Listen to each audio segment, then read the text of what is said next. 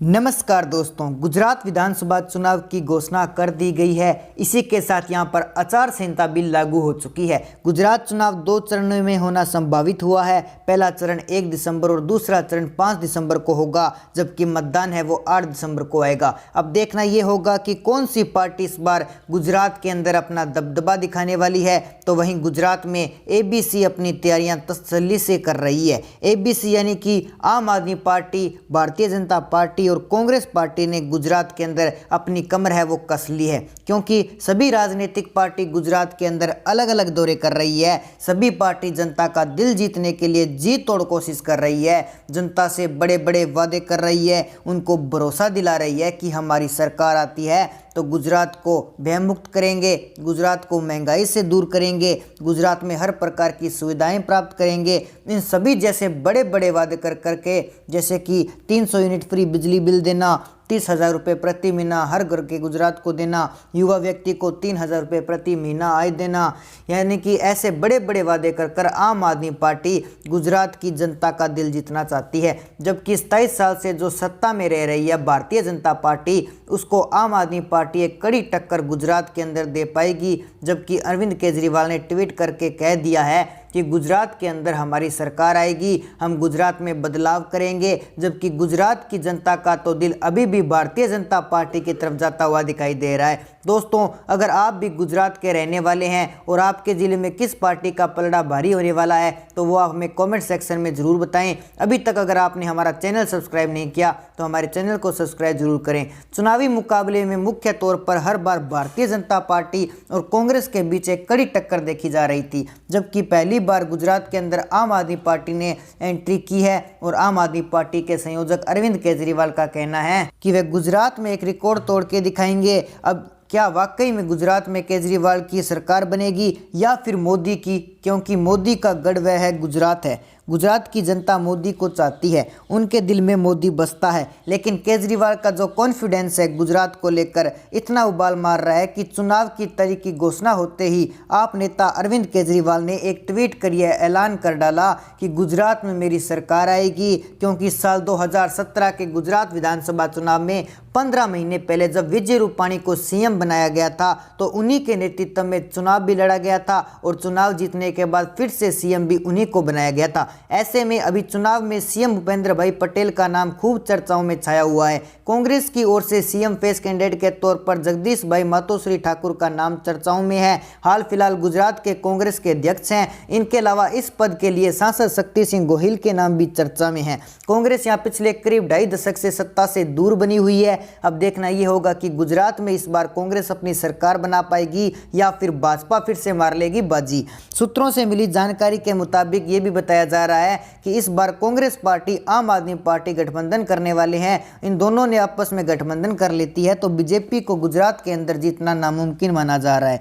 गुजरात का जो सी वोटर सर्वे है उसकी लेटेस्ट अपडेट जानने के लिए आप देखिए हमारी स्पेशल रिपोर्ट। चलिए दोस्तों, शुरुआत करते हैं गुजरात के 182 सीटों का आंकड़ा। सबसे पहले जिला हमारे पास आता है महिसागर। महिसागर की कुल 3 विधानसभा सीटें हैं, जिसमें से भाजपा के खाते में यहां पर 1 सीट जा रही है। अगर हम आम आदमी पार्टी की बात करें तो यहां पर आम आदमी पार्टी को 0 सीट मिल रही है। यहीं पर कांग्रेस को 2 सीटों पर लाभ होता हुआ दिखाई दे रहा है। अगले जिले बनासकांठा की बात की जाए तो बनासकांठा की कुल 9 विधानसभा सीटें हैं, जिसमें से भाजपा के खाते में 5 सीटें आ रही है, आम आदमी पार्टी के 1 सीट और कांग्रेस के खाते में यहां पर 3 सीटें जाती हुई दिखाई दे रही है। बढ़ते हैं अगले जिले की ओर। अगला जिला आता है दाहोद। दाहोद की कुल 6 विधानसभा सीटें हैं, जिसमें से भाजपा के खाते में 2 सीटें और कांग्रेस भी यहां पर 2 सीटें ले रही है और आम आदमी पार्टी 1-1 लेती हुई दिखाई दे रही है। इसी के साथ राजकोट जिले की बात करें तो राजकोट जिले के अंतर्गत 8 विधानसभा सीटें आती है,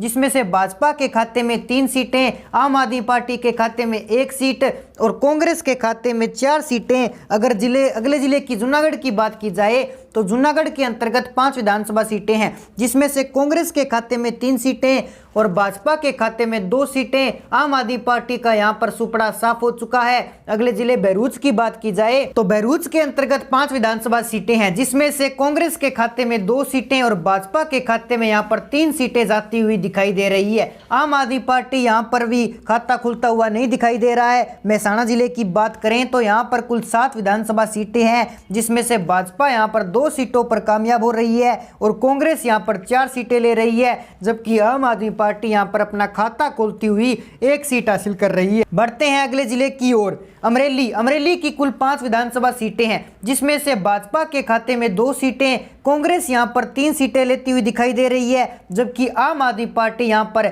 0 सीट हासिल कर रही है। गांधीनगर की बात करें तो यहां पर 5 विधानसभा सीटें हैं, जिसमें से भाजपा के खाते में अप्रत्याशी तेज आ रही है और 1 सीट पर कांग्रेस ले रही है। जामनगर की बात करें तो यहां पर 5 विधानसभा सीटें हैं, 5 की 5 सीटें आम आदमी पार्टी के खाते में जा रही है, बाकी अन्य पार्टी को यहां पर कोई भी सीट नहीं हो रही है। अगले जिले नवसारी की बात करें तो यहां पर कुल 4 विधानसभा सीटें हैं, जिसमें से भाजपा के खाते में 3 सीटें जा रही है, आम आदमी पार्टी के खाते में 1 सीट और कांग्रेस यहां पर 0 सीट हासिल कर रही है। अगले जिले सुरेंद्रनगर की बात करें तो सुरेंद्रनगर के अंतर्गत 5 विधानसभा सीटें आती है, जिसमें से भाजपा के खाते में 3 सीटें, कांग्रेस के खाते में 2 सीटें और आम आदमी पार्टी के खाते में 0 सीट जाती हुई दिखाई दे रही है। भावनगर की बात कर लेते हैं तो भावनगर के अंतर्गत 7 विधानसभा सीटें हैं, जिसमें से भाजपा के खाते में 4 सीटें, कांग्रेस के खाते में 2 सीटें और आम आदमी पार्टी के खाते में 1 सीट जाती हुई दिखाई दे रही है। अगले जिले सूरत की बात की जाए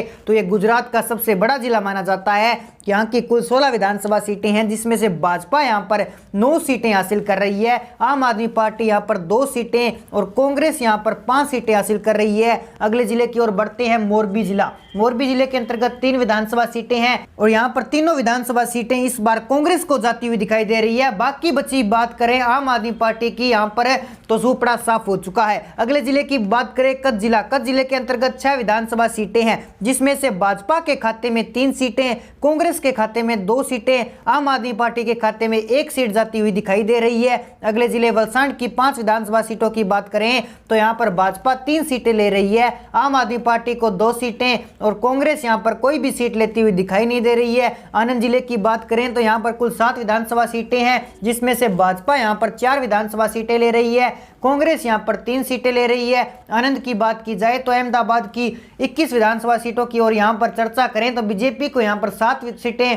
आम आदमी पार्टी को 3 सीटें, कांग्रेस को 11 सीटें जाती हुई दिखाई दे रही है। अगले जिले छोटा उदयपुर की बात करें तो यहाँ पर कुल 3 विधानसभा सीटें हैं, जिसमें से बीजेपी के खाते में 1 सीट और कांग्रेस के खाते में यहाँ पर 2 सीट जाती हुई दिखाई दे रही है। इसी के साथ अगले जिले पाटन की बात की जाए तो यहाँ पर 4 विधानसभा सीटें हैं, जिसमें से बीजेपी के खाते में 1 सीट और कांग्रेस के खाते में 2 सीट, आम आदमी पार्टी के खाते में 1 सीट जाती हुई दिखाई दे रही है। अगले जिले साबरकांठा की 4 विधानसभा सीटों की बात करें तो यहाँ पर बीजेपी के खाते में 3 सीटें और कांग्रेस के खाते में यहां पर 1 सीट जाती हुई दिखाई दे रही है। गांधीनगर की अगर बात करें तो यहां पर 5 विधानसभा सीटें हैं, जिसमें से बीजेपी के खाते में 2 सीटें और कांग्रेस के खाते में 1 सीट, आम आदमी पार्टी खाते में 2 सीट जाती हुई दिखाई दे रही है। अगर अगले जिले की गिर सोमनाथ की बात करें तो गिर सोमनाथ की 4 विधानसभा सीटों पर चर्चा करें तो बीजेपी के खाते में 3 सीटें, कांग्रेस के खाते में यहां पर 1 सीट जाती हुई दिखाई दे रही है। अगले जिले खेड़ा की 6 विधानसभा सीटों पर एवरेज चर्चा करें तो यहां पर बीजेपी को 4 सीटें जा रही है, जबकि कांग्रेस को यहां पर 2 सीटें जाती हुई दिखाई दे रही है। आम आदमी पार्टी यहां पर कोई भी सीट हासिल नहीं कर पा रही है। अगले जिले की पंचमहल की बात करें तो यहां पर कुल 5 विधानसभा सीटें हैं, जिसमें से बीजेपी के खाते में 2 सीटें और कांग्रेस के खाते में 3 सीटें जा रही है। तो दोस्तों, गुजरात की 182 सीटों की एवरेज चर्चा करें तो गुजरात के अंदर भाजपा को 107 सीटें जा रही है, 130 सीटों पर आंकड़ा आ जाता हुआ दिखाई दे रहा है। यानी कि गुजरात के अंदर भाजपा का 107 से 130 सीटों पर आंकड़ा जाता हुआ दिखाई दे रहा है, जबकि आम आदमी पार्टी यहां पर 62 सीटों का एक रिकॉर्ड तोड़ती हुई दिखाई दे रही है और कांग्रेस यहां पर 11 सीटें लेती हुई दिखाई दे रही है। तो कहा जा सकता है गुजरात के अंदर कांग्रेस का पूरी तरह से सुपड़ा साफ होने वाला है। तो दोस्तों, आप भी अपनी राय हमें कमेंट बॉक्स में जरूर बताएं और साथ ही कर लीजिए हमारे चैनल को सब्सक्राइब। तो मिलते हैं एक नई अपडेट के साथ, तब तक के लिए जय हिंद, जय भारत।